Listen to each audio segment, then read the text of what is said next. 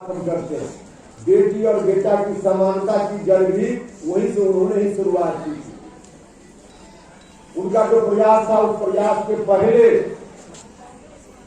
घर में अगर दो बेटी है दो बेटा है तो बेटी को पिताजी की संपत्ति पर कोई अधिकार नहीं था। घर में विधवा कोई महिला हो गई तो संपत्ति पर कोई अधिकार उसका नहीं था। संपत्ति पर अधिकार महिलाओं को भी दिलाने का काम बाबा साहब के उसी प्रयास के कारण संभव हो पाया। इतना काम बाबा साहब ने समाज में, हिंदू धर्म में रहने वाली किसी जात की महिला हो उसके लिए उन्होंने किया। तो शोषण के खिलाफ आंदोलन करते थे। तो भाइयों और मित्रों, उनको बाबा साहब को किसी एक जात या किसी एक वर्ग के रूप में बांध कर देखने की जरूरत नहीं। बाबा साहब सबके लिए करते थे, सबके लिए करते थे। जानते थे कि जो शोषित लोग ज्यादा हैं उनके हक के लिए ज्यादा लड़ना पड़ेगा, तो शिक्षित होने की बात करते थे बाबा। आज भी जरूरत इस बात की, शिक्षित होने की बात करते थे। कई अभी उस तरह की स्थिति है जिसके लिए बहुत कुछ करने की जरूरत है। बाबा साहब जितना कर गए उससे भी ज्यादा अब करने की जरूरत है, और ज्यादा करने की जरूरत है। तो हम आपसे आग्रह करना चाहते हैं कि जरा मजबूती से संगठन को मजबूत कीजिए, संगठित रहिएगा, लोगों को संगठित कीजिएगा। तो इस संगठन के बल पर निश्चित रूप से हम लोग भी पूरा प्रयास करके, चाहे सरकार जिसकी भी हो, आगे आने वाले दिनों में हम लोगों के हाथ में भी ताकत आएगी तो हर तरह से समाज के सभी दबे कुचले शोषित पीड़ित लोगों को बाबा साहब जिस रूप में अधिकार देना चाहते थे उस रूप में अधिकार दिलाने में हमारी पार्टी भी कामयाब है। भाई और मित्रों, आज का जो दिन है, आप जहाँ जाइएगा, अभी जिस टोला में, पटना में चले जाइए, हर टोला में बाबा साहब की तस्वीर लगाकर लोग फूल चढ़ा रहे हैं। हर टोला में लोग लगा रहे हैं। सरकारी टोला में भी हम देखते हैं। अभी हम आ रहे थे उधर से ही, तो सरकारी टोला में भी, वहाँ भी बड़ा बड़ा होर्डिंग लगा हुआ है, बड़ा बड़ा होर्डिंग लगा हुआ है। तो थोड़ा दिमाग को साफ करके रखिएगा। होर्डिंग लगाकर फूल चढ़ाने से कोई बाबा साहब का नुमाई नहीं हो जाता। फूल चढ़ाने से बाबा साहब का नुमाई नहीं हो जाता। हम लोग को चिल्लाते चिल्लाते यहाँ तक आ गए, शिक्षा में सुधार करो, शिक्षा में सुधार करो। हम कहते हैं ना, बाबा साहब कहते थे कि शिक्षित बनो। कैसे शिक्षित बनो? अरे शिक्षित गरीब घर का आदमी कहाँ शिक्षित बनेगा? जो सरकारी स्कूल की स्थिति है, क्या स्थिति है? जो पैसे वाले लोग हैं प्राइवेट में, और जो गरीब लोग, खास करके दलित लोग, अनुसूचित जनजाति के लोग, उन्हीं सरकारी स्कूल में, जिस सरकारी स्कूल की क्या स्थिति है, हम भाषण क्या करेंगे? आप लोग रोज गाँव में देखते हैं, रोज गाँव में देखते हैं। और उसमें सुधार के लिए हम तो 17-18 में भारत सरकार में मंत्री थे। उस समय हमने कुछ कहा था, अब जाकर बिहार सरकार ने कुछ परिवर्तन हमारी मांग के अनुकूल किया है। 2006 में नीतीश कुमार जब 5वें मुख्यमंत्री बने तो 1 साल के बाद ही सरकारी स्कूल में शिक्षकों की बहाली का जो नियम उन्होंने बना दिया, सरकार बनने के बाद कहा कि डिग्री लाओ और नौकरी पाओ, डिग्री लाओ और मास्टर बन जाओ। तो डिग्री लाओ और मास्टर बन जाओ की नीति नीतीश जी आपने अगर बना दी 2006 में, तो अभी आकर उस नीति में परिवर्तन क्यों कर रहे हैं? परिवर्तन इसलिए कर रहे हैं कि अब आपको भी लग गया, इतना दिन तक जो हम चलाए 17-18 साल तक हमारी पॉलिसी गलत थी, हमारा डिसीजन गलत था, खुद ही उन्होंने मान लिया है, तभी तो परिवर्तन किया है। ये 18 साल में आपको लगा, 18 साल में आपको लगा कि उस विधि से मास्टर साहब की जो बहाली हो रही है वह ठीक नहीं है। वो 18 साल आपको समझने में लग गया।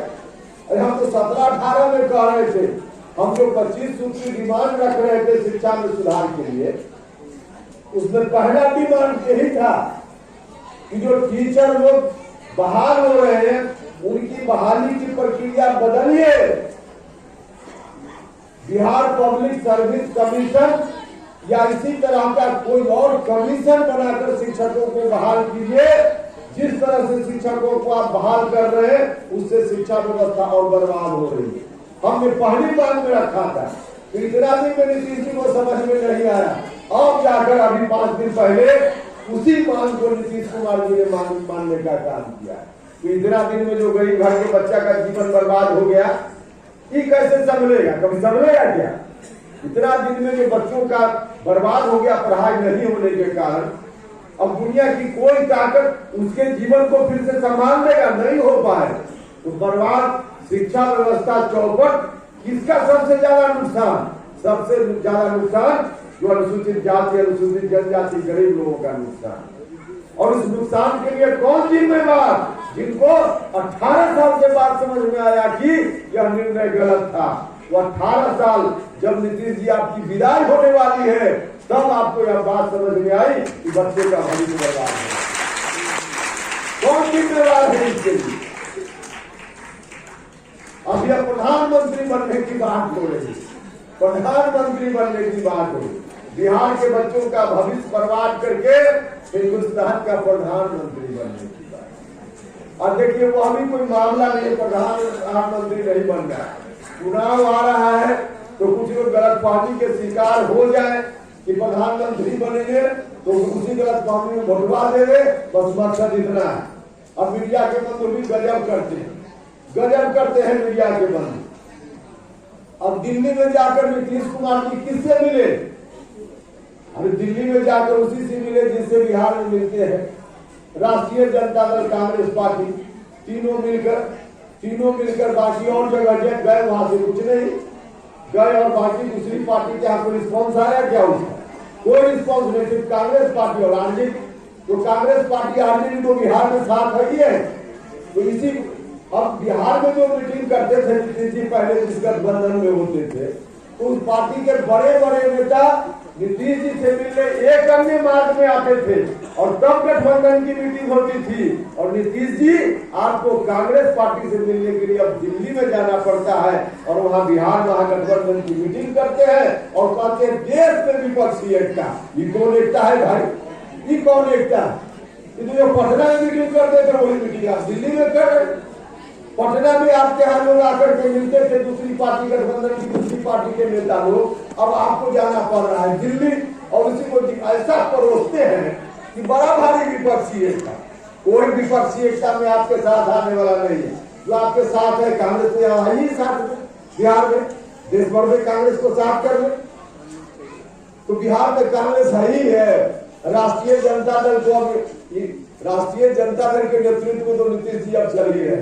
तो इसी तरह की एक छोटी मीटिंग जाके वहां कर लिए, मीडिया के सामने दो बात कह दी, उसी को अब आए हैं तो फूल माला पूरा जेडीयू का कार्यकर्ता इस रूप में। तो भाई और मित्रों, किस रूप में शिक्षा को बर्बाद कर दिया, किस रूप में स्वास्थ्य सेवा। देखिए, शिक्षा और स्वास्थ्य गरीब लोगों के लिए सबसे बड़ा विषय है।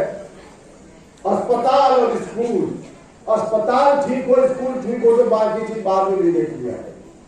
अस्पताल की क्या स्थिति है? गरीब घर का आदमी को बीमार पड़ता है तो मरने के अलावा कोई उपाय नहीं, कोई उपाय नहीं। इलाज है कहीं सरकारी अस्पताल में? कहीं इलाज नहीं।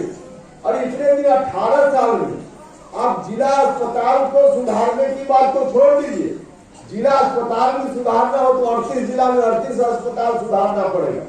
पटना का एक पीएमसीएच, जो राज्य भर के गरीब लोग बीमार पड़ते हैं तो उस अस्पताल में जाते हैं, तो एक पीएमसीएच को 18 साल में एक अस्पताल राजधानी का तो सुधार ही नहीं पाया। बिहार में क्या अस्पताल सुधरेगा? क्या अस्पताल सुधरेगा? तो अस्पताल की होगी तो जैसा गरीब लोगों का इलाज कहाँ हो? गरीब लोगों का इलाज उसी सरकारी अस्पताल, गरीब घर का बच्चा तो उसी सरकारी स्कूल में। तो अस्पताल को चौपट करके, स्कूल विद्यालय को चौपट करके, और फिर कोई कहे कि विकास, सड़क बनाने से भी विकास का मतलब बहुत नहीं। सड़क बनाना भी एक काम है, लेकिन जब तक शिक्षा में सुधार नहीं, जब तक स्वास्थ्य में सुधार नहीं, तब तक गरीबों का भला तो नहीं होने वाला, नहीं होने वाला। तो पिछले दिनों में क्या किया आप सब लोगों के सामने? तो भाई और मित्रों, जरा आंख खोल करके देखने की जरूरत, बहुत काम अभी करना है, बहुत काम करना है। ऐसे मंचों से प्रायः हम न्यायपालिका में भी जजों की बहाली की बात करते हैं। समय ज्यादा हो गया है, लेकिन आज बात नहीं करेंगे। हमारी पार्टी का शिविर भी होना है राजगीर में 3 दिनों का, पार्टी के साथी लोग उसमें आएंगे बिहार में। तो वहां बैठ करके किन किन विषयों पर, क्योंकि पार्टी हमारी अभी तो बनी है, तो किन किन विषयों पर हमारा अभियान चलेगा, उन तमाम विषयों पर वहां चर्चा करेंगे और चर्चा करके फिर आपके बीच गाँव में भी आएंगे। अलग अलग हमारी पार्टी में जो साथी है सब लोग जाएंगे, हम भी आएंगे कहीं कहीं, तो आएंगे फिर आपसे बात होगी। बिहार भर से आप सब लोग इतनी अच्छी संख्या में आए, मैं कहना चाहता हूँ अशोक राम जी से, अशोक राम जी आपका कुलवा या विद्यापति भवन के बराबर नहीं है, आपका कुलवा बड़ा है।